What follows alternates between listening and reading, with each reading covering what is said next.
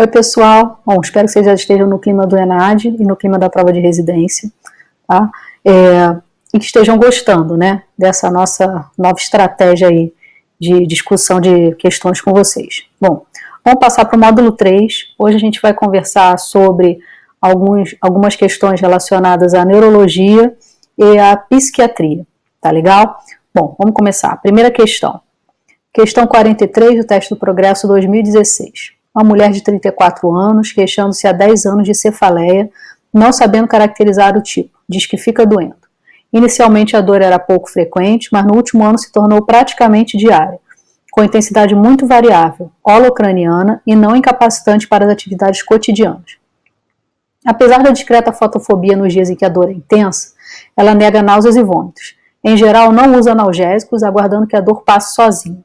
O exame clínico da paciente é normal. Qual a classificação da cefaleia e o tratamento profilático indicado? Então, eles querem saber qual é o tipo de cefaleia e qual é o tratamento para profilaxia, e não para crise. Só tem duas opções de tipo, ou cefaleia tipo tensão ou tipo migrânia, e tem algumas opções de tratamento. E aí, o que vocês marcaram no teste de progresso e o que vocês marcam hoje? Bom, a resposta dessa questão é a cefaleia tipo tensão e o tratamento é amitriptilina. Vamos ver por quê. Quando a gente olha no Harrison, né, as migrâneas, opção, né, lembrando que as opções da questão em relação ao diagnóstico eram migrânia e cefaleia tipo tensão. Então vamos entender um pouco sobre a migrânia. A migrânia ela é caracterizada, né, vocês podem ver por essa tabela aqui, pela bastante frequente que ocorra náusea, fotofobia, né, sensação de cabeça vazia, dor no couro cabeludo. E aí vai caindo para vômitos e depois perturbações visuais, parestesias e por aí vai até estado confusional, que é bem raro. Tá? Como é que a gente faz o diagnóstico de migrânia? Né? Existe um critério diagnóstico simplificado, tá? No Harrison também, tá? Que fala o seguinte: o paciente tem ataques repetidos de cefaleia nas últimas 4 a 72 horas, tem que ter um exame físico normal, tá? E não se sabe a causa da cefaleia. Além disso, ele tem que ter pelo menos um desses itens aqui, e olha quais são os itens. Dor unilateral, uma dor bastante importante, né, que atrapalhe o dia a dia, a piora com a movimentação e de intensidade severa ou moderada. E, além de pelo menos 2 desses fatores, tem que ter um desses outros fatores aqui. Náusea ou vômito e fotofobia ou fonofobia. Tá? Então, a nossa paciente ela não se enquadra nesses fatores, nesses critérios diagnósticos. Então, não poderia ser migrânia. Só para a gente lembrar, o controle da migrânia ele é feito com medidas não farmacológicas, como, por exemplo, redução do estresse, redução de fatores desencadeantes, e também controle medicamentoso. Controle medicamentoso, né, profilático da migrânia pode ser feito com beta-bloqueadores, antidepressivos tricíclicos, anticonvulsivantes e drogas serotoninérgicas. Então vejam que o antidepressivo tricíclico volta aí, assim como a gente já conversou, né, na primeira aula sobre o uso dos antidepressivos tricíclicos para controle da neuropatia diabética, né, da dor neuropática no diabetes. Aqui os antidepressivos tricíclicos voltam como opção, no caso para profilaxia das crises da migrânia. Né? Se vocês se lembram da primeira aula, se for para prescrever antidepressivo tricíclico, tem que prestar atenção no intervalo QT do paciente. O antidepressivo tricíclico pode alargar o intervalo QT e gerar uma arritmia maligna, uma taquicardia ventricular polimórfica, cujo nome é Torsades-de-Pointes. Já que estamos falando de beta-bloqueador, lembrar também das contraindicações aos beta-bloqueadores. Não sei se vocês se lembram, mas vamos lá. Bradicardia importante, bloqueio atrioventricular importante também, né? Então, de 2º ou 3º graus, DPOC, doença vascular periférica, tá? Severa. Então, todos esses são insuficiência cardíaca, né, disfunção ventricular importante. Então, todas essas são contraindicações e hipotensão. São as contraindicações ao uso dos beta-bloqueadores. Então, já vimos que a nossa paciente não tem migrânia, mas aproveitamos para ver como é que faz para tratar tratar a migrânia se fosse esse o caso. E a cefaleia tipo tensão?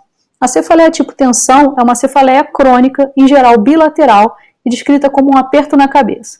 Em geral, ela começa de forma insidiosa e flutua no que diz respeito à intensidade, podendo persistir por vários dias. É exatamente isso que a nossa paciente se queixava, né? A paciente da questão. Importante, enquanto a migrânia tem diversas opções de profilaxia, né, medicamentosa, a cefaleia tipo tensão só tem uma opção, que é a amitriptilina. Tá? É o único tratamento profilático cientificamente comprovado. Então, ficou claro entender por que a resposta da questão era cefaleia tipo tensão e tratamento com amitriptilina. Tá legal? Bom, para variar, saímos de uma questão bem chutinha do teste do progresso e vamos para uma questão gigante de ENAD 2013. Vamos lá. Um paciente do sexo masculino, de 45 anos de idade, sem antecedentes patológicos relevantes, trazido ao pronto-socorro após quadro de cefaleia holocraniana de forte intensidade e início súbito, associada a náuseas, vômitos e posteriormente síncope. Na admissão, o paciente já se encontrava acordado, eupneico e corado. Havia sinais meningos leves e os exames dos aparelhos cardiovascular, pulmonar e abdômen estavam normais. Realizou uma TC de crânio, que vai ser mostrado no próximo slide, e foi colocado na unidade de tratamento intensivo e monitorização hemodinâmica, hidratação venosa, e foi prescrito nimodipina, fenitoína e dexametasona. Não conseguiu ser submetido à angiografia e, por conseguinte, a outros tratamentos. Então, estava esperando esse exame. Vinha evoluindo satisfatoriamente até o 6º dia de internação, quando começou a apresentar hemiparesia esquerda e rebaixamento progressivo do nível de consciência. No 7º dia de internação, o nível de consciência piorou e foi observada hemiplegia completa à esquerda. Logo após, o paciente apresentou episódio de convulsão tônico-clônica generalizada, foi intubado e colocado em ventilação mecânica.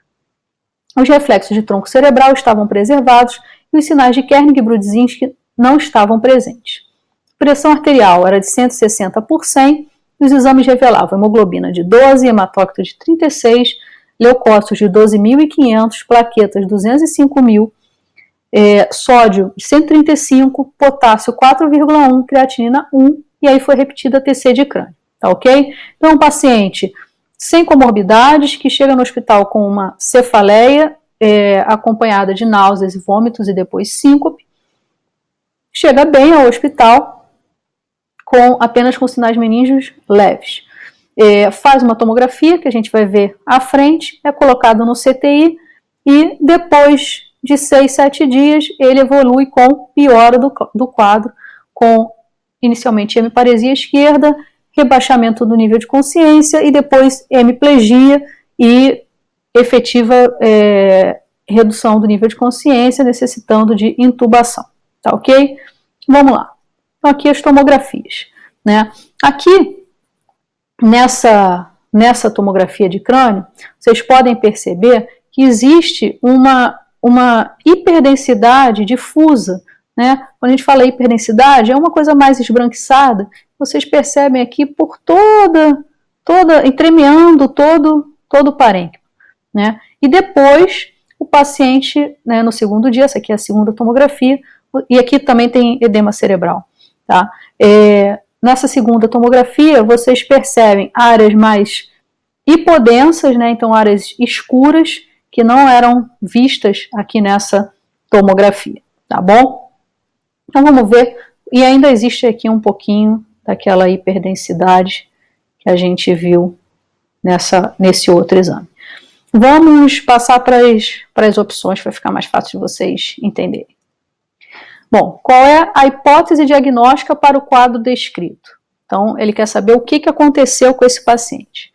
Letra A, vasoespasmo cerebral. Letra B, hipertensão intracraniana. Letra C, ressangramento subaracnoide. Letra D, hidrocefalia de pressão normal. E letra E, síndrome de secreção inapropriada do ADH, hormônio antidiurético. Vocês percebem, gente, que aqui nessa tomografia A, essa hiperdensidade que eu falei, esse esbranquiçado difuso, isso aqui é clássico da hemorragia subaracnoide, tá? E isso foi o primeiro quadro. mas o que a pergunta quer saber é o que aconteceu para o paciente evoluir mal e ficar com essa tomografia. E o que aconteceu, o que é clássico aqui, é o vasoespasmo cerebral. Então, vocês percebem regiões bastante hipodensas, regiões escuras, que são características do vasoespasmo, da isquemia. Tá legal? E é clássico desse quadro também de sangramento, né, de hemorragia subaracnoideia, depois de alguns dias evoluir com o vasoespasmo cerebral. Então, a resposta dessa questão é a letra A. Tá ok? Mais uma questão do teste do progresso, também relacionada a AVC. Homem de 67 anos, hipertenso, diabético e dislipidêmico, admitido na unidade de emergência em função de quadro neurológico de instalação abrupta, caracterizado pela presença de afasia, hemiparesia direita, hemianestesia direita e hemianopsia homônima direita. A evolução clínica do paciente e seus exames complementares subsequentes devem revelar que o seu quadro neurológico foi provocado por um acidente vascular encefálico isquêmico no território de qual artéria? Bom, essa é uma questão que leva a gente de volta lá para a anatomia, né? E a resposta dessa questão é a cerebral média. Esse quadro, né, de afasia, hemiparesia direita, hemianestesia direita, hemianopsia homônima direita, é exatamente a descrição do AVE em território da cerebral média quando ela é obstruída proximalmente. Tá? Então, vamos relembrar aqui a artéria cerebral média. Em geral, a oclusão proximal da cerebral média ela ocorre por embolização de outros territórios, e aí pensar em embolização arterial, que pode ser da carótida, pode ser uma embolização cardíaca ou de fonte desconhecida. Lembrar que embolização cardíaca para vaso arterial, né, para artéria, tem que ser uma embolização saída do lado esquerdo do coração.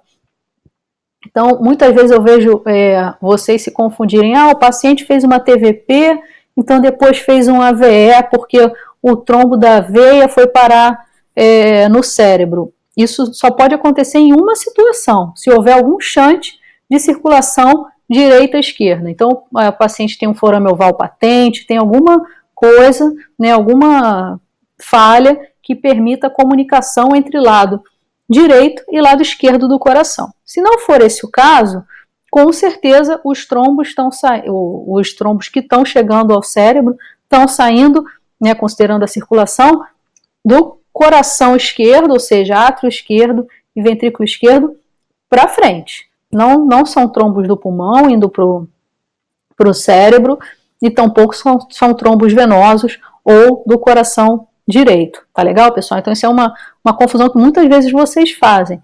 Então, se a gente está falando de oclusão da cerebral média ou de qualquer vaso cerebral por embolização, esse trombo está vindo ou da carótida ou do coração esquerdo, né? Átrio esquerdo, ventrículo esquerdo, e aí atenção importante para a fibrilação atrial, né? Que quando a gente tem fibrilação, quando o paciente tem fibrilação atrial, o átrio não contrai adequadamente, você acaba tendo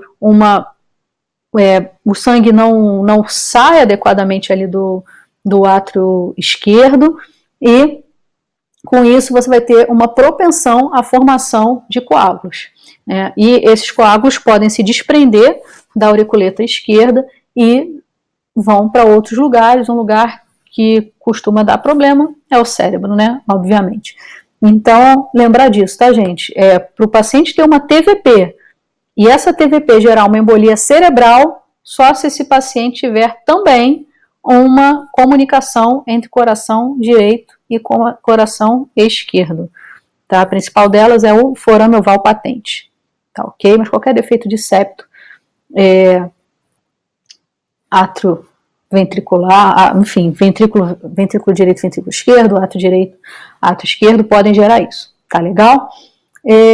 Continuando aqui na nossa questão, né? Qual é o território que é suprido pela cerebral média?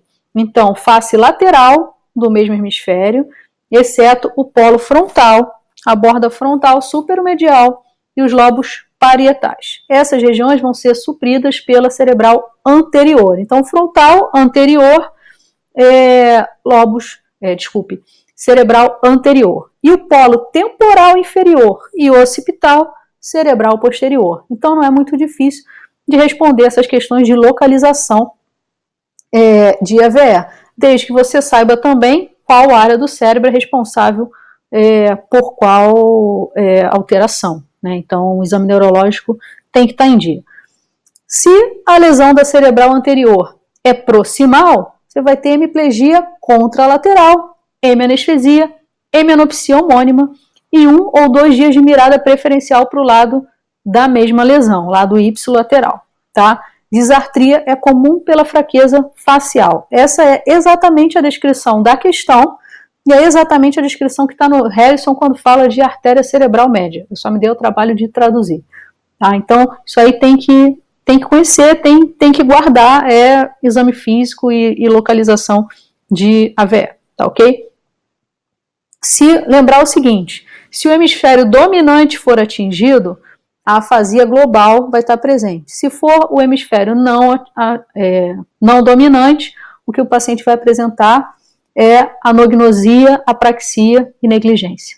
Tá? Mas, em geral, essas questões vão pedir as alterações motoras, que são as mais características mesmo. Tá ok? Bom, passando para uma outra questão, uma mulher de 65 anos, há 4 meses, apresenta quadro de perda de memória recente, períodos de agressividade, agitação e alucinação visual. E aí ela procura um atendimento numa unidade básica de saúde. A família nega traumas recentes ou uso regular de medicações, assim como comorbidades conhecidas. Ela apresenta tremores de mãos, tipo contar de moedas, bradicinesia, rigidez tipo roda dentada, e o Mini-Mental com 18 pontos, apesar dela ter escolaridade de nível superior. Outros exames estão normais, hemograma, TSH, vitamina B12, VDRL, anti-HIV e eletrólitos. Qual o diagnóstico dessa paciente? Bom, essa é uma questão de demência que vem se repetindo em várias provas. Vocês vão olhar, daqui a pouco eu vou apresentar uma questão do ENAD, quase a mesma coisa, né, do ENAD 2013, e sempre cai demência. Então, demência, a gente tem que saber. AVE e demência não tem jeito, tá? Estão junto com diabetes e doença arterial coronariana. E aí, qual é a resposta? O que essa paciente tem? Ela tem demência por corpus de Levy, tem doença de Parkinson, tem doença de Alzheimer ou demência frontotemporal? Bom, a resposta para essa questão é demência por corpus de Levy. Alguns desavisados podiam olhar toda essa descrição de parkinsonismo que a paciente realmente tem, né, que são os tremores, tipo contar de moeda, bradicinesia, rigidez tipo roda dentada, e podiam direto pensar assim, isso é doença de Parkinson e marcar a letra B. Eles não foram nem maldosos e jogaram doença de Parkinson na letra A, porque aí ia pegar mais gente ainda, né? Mas essa é a demência por corpus de Levy, que é a demência que está associada aos sinais do parkinsonismo mesmo. Então vamos ver as principais demências, tá legal? Essa é uma tabela do Harrison também, tá? E vocês vão ver aqui que não tem doença de Parkinson como principal demência, porque a doença de Parkinson por si só, ela não entra no critério para doença de Parkinson a ocorrência da demência, né? A demência da doença de Parkinson, assim, por assim dizer, é a doença por corpus de Levy. Então não façam essa confusão, que é muito comum, e sempre nas questões você vai ter uma opção que vai ser corpus de Levy e uma outra que vai ser doença de Parkinson, justamente para gerar a confusão, e uma descrição perfeita de todos os sinais de parkinsonismo. Bom, vamos ver quais são as principais demências segundo o Harrison. São essas aqui, tá? A doença de Alzheimer, a demência frontotemporal, a demência por corpus de Levy, a doença de Creutzfeldt-Jakob, que é a doença da vaca louca, e a demência vascular. Então, são essas 5 demências aqui. Vocês percebem que a tabela ela é separada em primeiro sintoma, estado mental, neuropsiquiatria, neurologia e imagem. E aí, quando vocês veem em neurologia, ou seja, exame físico neurológico, aí você vê que tanto a doença por corpus de Levy quanto a Creutzfeldt Jacob, né, a vaca louca, elas podem cursar com parkinsonismo.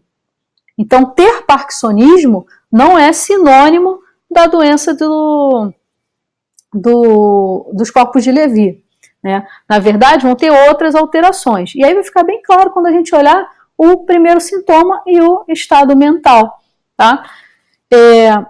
A doença dos corpos de Levy, então, ela começa com alucinações visuais, alteração do sono REM, alterações de comportamento, delírio e parkinsonismo, né? Tem alterações frontais e de execução de tarefas, né? Tem uma chance grande para delírio. Aqui, novamente, na neuropsiquiatria, alucinações visuais, depressão, alterações do sono, né? O parkinsonismo nós já vimos, e nas alterações de imagem vão ser vistas atrofia parietal posterior e um hipocampo grande, né? Maior do que na doença de Alzheimer. Então, essa é a caracterização da doença dos corpos de Levy. E a Alzheimer, ela é caracterizada, como vocês bem sabem, por perda de memória, principalmente perda da memória recente, né? Também pode cursar com irritabilidade, ansiedade, depressão, mas você percebe, exame neurológico, físico, né, em geral é normal. Então vocês percebem que na doença de Alzheimer, a gente não tem como uma principal característica as alucinações, ao passo que na doença de corpos de Levy, essas alucinações acontecem, tá? Já a demência frontotemporal, ela é caracterizada por apatia e alterações do julgamento, alterações de linguagem e a verborragia, né? E o paciente, então, ele fica compulsivo ou superreativo. Então, essas são as características principais da demência frontotemporal. Tá ok? A doença da vaca louca, né, é uma demência também.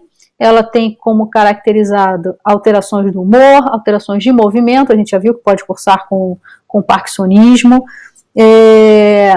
depressão, ansiedade, psicose em alguns pacientes. Tá? Então, é um outro tipo de demência que vocês precisam conhecer. E aí, finalmente, a demência vascular, né, que muitas das vezes ela é de repente, né, ela é súbita, tem apatia e pode cursar, né, em geral cursa com alterações de força, alterações do exame neurológico. Então, a parte motora mais lenta, alguma espasticidade, mas pode ser normal também, tá? Então, são essas as diferenças entre as demências. Lembrem-se da demência de corpos de Levy, que tem sido forte nas provas. Tá legal? Alzheimer, doença de corpos de Levy, essa tabelinha aí eu sugiro que vocês guardem com todo carinho, tá bom? Vamos lá. Já vimos, então, uma questão de teste do progresso, né, sobre demências, e agora vamos para uma questão do ENAD 2013. Um paciente de 74 anos de idade, do sexo masculino, aposentado, sem problemas de saúde, sem uso de nenhum tipo de medicação, realizava tarefas cotidianas sem dificuldade. Há cerca de 6 meses começou a se perder nos arredores da casa onde mora, com sua esposa há mais de 30 anos. Apesar disso, a memória está relativamente preservada, pois ele continua comunicando-se adequadamente e realizando sua higiene pessoal de forma autônoma. Contudo, vem apresentando distúrbio do sono. A esposa informa que ele ora comporta-se normalmente, ora apresenta confusão mental. Não apresenta agressividade nem alterações de personalidade, mas tem alucinações visuais. Mantém o controle dos esfíncteres. O exame físico geral mostrou-se sem alterações. Ao exame neurológico, apresentou rigidez sugestiva de parkinsonismo sem outras anormalidades. O Mini-Mental teve resultado 24. Tomografia de crânio revelou atrofia cortical geral, sem outras alterações. A ressonância teve resultado normal. Das informações acima, conclui que o paciente apresenta, agora ficou fácil, né? Letra A, demência vascular, letra B, demência de Alzheimer, letra C, demência de Creutzfeldt-Jakob, letra D, demência do corpus de Levy, e letra E, degeneração frontotemporal lobar. Com aquela tabelinha que eu apresentei para vocês, não tem dúvida que esse é um caso de demência dos corpos de Levy. Um paciente com alterações neurológicas compatíveis com parkinsonismo, alucinações, alterações do sono, ele não tem perda de memória, então não dá nem para confundir com Alzheimer, né? Então, mais uma vez, voltem naquela tabelinha, guardem ela com carinho, é questão certa de prova, seja ENAD, seja teste do progresso ou residência médica. O corpus de Levy tem caído bastante e tem que conhecer, tá legal? Mais uma questão, mulher de 26 anos é trazida ao ambulatório de clínica médica por seus pais. Estes referem que a filha apresenta há 2 meses insônia, agitação psicomotora, perda ponderal de 9 quilos sem dieta, diminuição da capacidade de concentração, perda de prazer com atividades que antes eram prazerosas e pensamentos recorrentes sobre a morte. Negam o uso de substâncias lícitas ou ilícitas, assim como a perda de ente querido. O quadro clínico sugere diagnóstico de letra A, anorexia nervosa, letra B, depressão, letra C, síndrome do pânico e letra D, transtorno de ansiedade generalizada. Bom, essa questão tem uma coisa que sempre que aparecer, vocês têm que já, assim, botar 10 traços na depressão como principal hipótese, tá? Que são os pensamentos recorrentes sobre a morte. Então, a resposta dessa questão é depressão, tá? Mas é importante saber por quê. Então, vamos lá. É uma jovem que perdeu o prazer nas coisas que antes ela sentia prazer e tem pensamentos recorrentes sobre a morte, está perdendo peso sem dieta, tá? Insônia, né, alteração do sono, enfim. Todos esses são critérios importantes para depressão. Então, esse é o motivo dessa resposta. Ninguém está dizendo que ela tem alteração da ingesta, que está evitando comer, então não dá para ser anorexia nervosa. Faltam coisas para síndrome do pânico também, né? E assim como transtorno de ansiedade generalizada.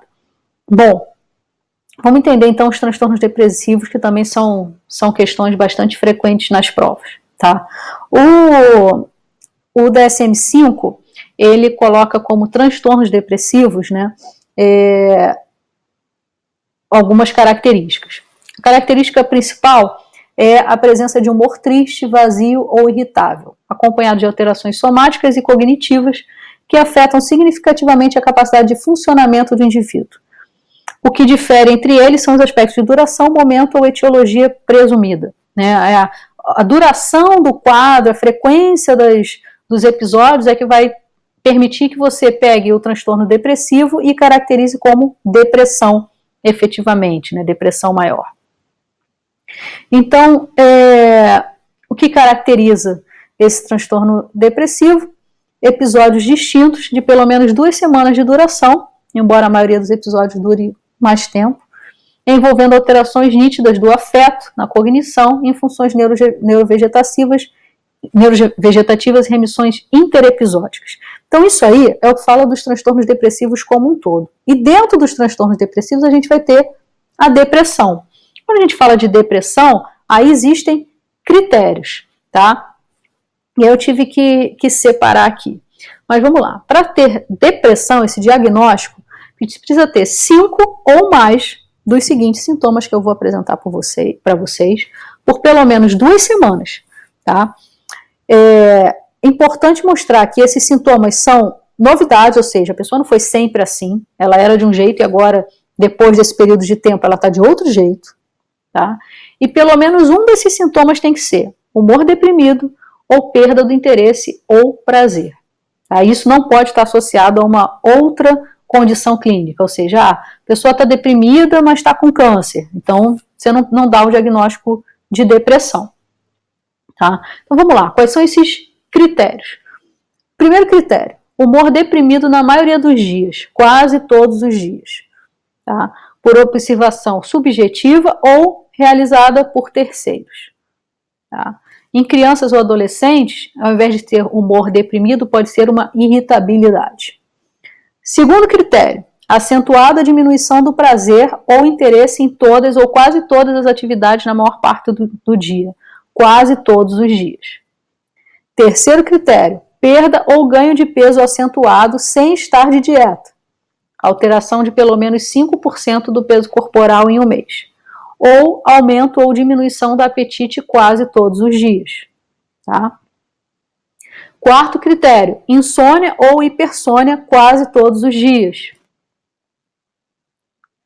Quinto critério, agitação ou retardo psicomotor quase todos os dias.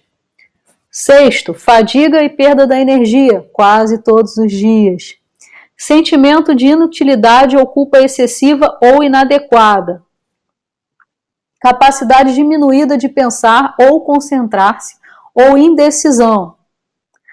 Pensamentos de morte recorrentes, não apenas o medo de morrer, ideação suicida recorrente, ou tentativa de suicídio ou plano de cometer suicídios, ou seja, intenção ou efetivamente realizando o suicídio, a tentativa de suicídio.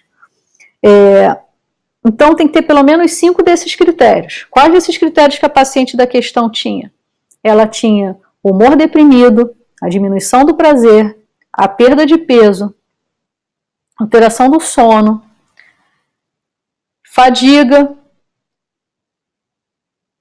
e pensamento de morte recorrente. Acho que eram esses. Tá? Letra B. Os sintomas têm que causar sofrimento clinicamente significativo ou prejuízo do funcionamento social, ocupacional ou em outras áreas importantes da vida. E, finalmente, os sintomas não podem estar relacionados a efeitos diretos de uma substância ou uma condição médica. Então, não há dúvida que a paciente apresentada na questão tinha depressão, né? Um transtorno depressivo caracterizado como depressão. Tá bom? Mais uma questão agora. ENAD 2016. Paciente do sexo feminino, 42 anos de idade, procura a unidade básica de saúde com histórico de 13 dias de fadiga, insônia e inapetência. Relata já despertar cansada pela manhã e não ter ânimo para se dedicar às atividades profissionais ou à interação social com família e amigos. Comparece bem vestida, com higiene preservada, sem acessórios ou maquiagem. Perguntada sobre tal aspecto, responde com irritação desproporcional e culpa-se pelo desleixo. Informa ter apresentado 2 outros episódios semelhantes há 6 meses e há 3 meses. E aí a pergunta é, com base no DSM-5, qual é a suspeita diagnóstica? Letra A. Episódio depressivo único com acalmia e piora. Letra B. Transtorno depressivo, pois já é o 3º episódio. Letra C. Transtorno do humor, devido a uma condição médica geral, que é a insônia. Letra D. Simulação, pois a depressão legítima não é compatível com autocuidado preservado. E letra E. Transtorno bipolar, uma vez que a paciente cursa na consulta com ciclotimia. Bom, episódio depressivo a gente já viu que não é, porque ela não fecha aqueles 5 critérios que são necessários. Transtorno depressivo, pois já é o 3º episódio, sem dúvida. É essa a resposta. Né? Insônia gerando o resto, vai ficar difícil da gente comprovar. Tem muito mais coisa acontecendo. A insônia aí parece um fator que faz parte de uma doença e não a causa dela. Simulação, a gente sempre tem que tomar muito cuidado com isso, né? Com achar que o paciente está simulando. No dia a dia, a gente tem que tomar esse cuidado, que a gente é muito mal interpretado quando pensa esse tipo de coisa, e principalmente numa questão de prova, acho muito difícil que caia simulação. Mas, independente disso, né, de ter ou não